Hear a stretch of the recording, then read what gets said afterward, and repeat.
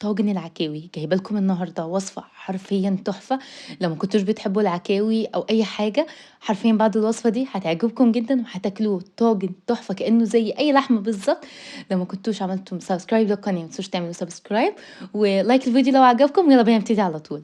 هاجيب حلة واحط فيها شوية زيت وعليهم بصلتين وسط مبشورين أو متقطعين مكعبات أو متقطعين حلقات براحتك على حسب الشكل اللي أنتِ عايزاه.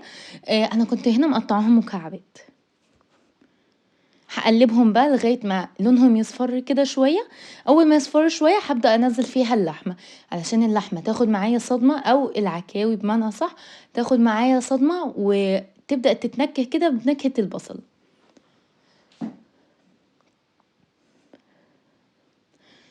الجزار كان مقطّعها لي بقى يعني كأنها بحجم مكعبات اللحمة، قطّعها لي كويس وأنا حطيتها غسلتها كويس، وما كانش فيها أي دم، ما كانش فيها أي حاجة يعني، وبعد ما غسلتها ونضفتها يعني وكده، حطيتها على طول في الحلة. هي ما بيتحطش فيها محلول نقع أو أي حاجة، بتتعامل معاملة اللحمة تمامًا كأنها يعني ما فيش أي حاجة، يعني ما حطيتهاش في أي محلول نقع أو أي حاجة، أنا بس يا دوبك شطفتها وغسلتها كويس وحطيتها على طول في اللحمة تاخد صدمة. خدت بقى صدمة كويسة كده مع البصل وشوية الزيت، هابدأ أبهّرها وأحط البهارات اللي أنا عايزاها، ورق لوري، فلفل، ملح، ضبّطت الدنيا يعني البهارات اللي أنا عايزاها أو باحبها، وكمان حبّتين بالضبط حبّهان، ولو عندِك مستكة حطيها برضه. ح يعني هادّيهم يعني صدمة كده مع بعضيهم كده، بعد كده أحط عليهم مَيّة. حطيت عليهم مَيّة مغلية تقريبًا لترين مَيّة أو لتر ونُص على حسب طبعًا الكمية بتاعتِك اللي أنتِ عاملاها، يعني تغطّي اللحمة بشوية صغيّرين كده. أول ما يغلوا بقى كويس كده، يعني ألاقي المَيّة بدأت تغلي وخدي بالِك بنحط مَيّة سخنة ما بنحطش مَيّة ساقعة، لازم تكون المَيّة ساقعة اللي إحنا هنحطها على اللحمة.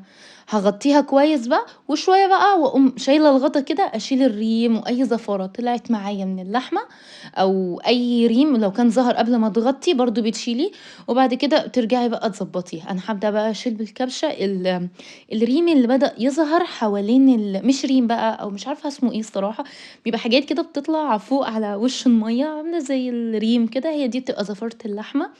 باشيلهم كده بتتعمل زي معاملة اللحمة بالضبط.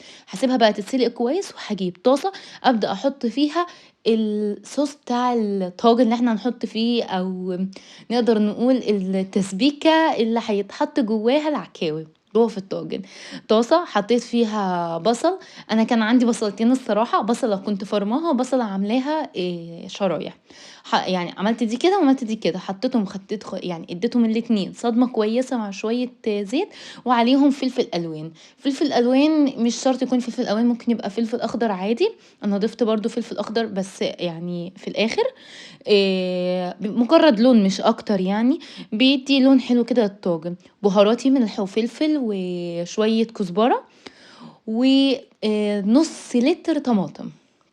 ويا ريت تكون نُص لتر طماطم تكون معصورة، ما يُفضّلش في الوصفة دي إن إحنا نحطها يعني نحط صلصة، مش هيبقى طعمها أحلى حاجة والتسبيكة مش هتحسّي بيها إن طعمها حلو، مش هتحبيها. هتبقى نُص لتر الطماطم وهاسيبها بقى تبدأ تغلي كده مع بعضها شوية ويعني يخشوا مع بعض حطيت عليهم بطاطساية. البطاطساية كنت حاطاها في الميكروويف في شوية مَيّة، تقريبًا خدت معايا دقيقتين بس يا دوبك تضطر شوية بطاطس أو 3 دقايق في شوية مَيّة جوّه في الميكروويف بعد كده حطيتها. قطّعت عليها بقى شوية فلفل مكعبات، وهابدأ أدّيهم بقى تقليبة كده مع بعضيهم عشان يتسبّكوا سوا.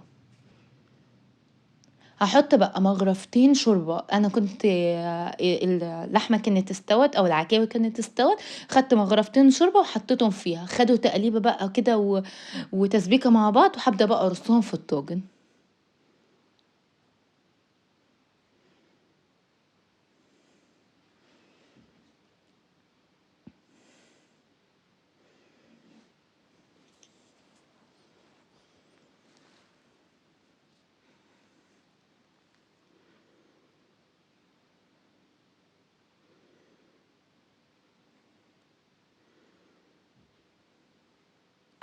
هازينها من فوق بقى بشرايح فلفل وشرايح طماطم كده، وادخلهم الفرن على الشواية من فوق ياخدوا لون كده حلو وبألف هنا.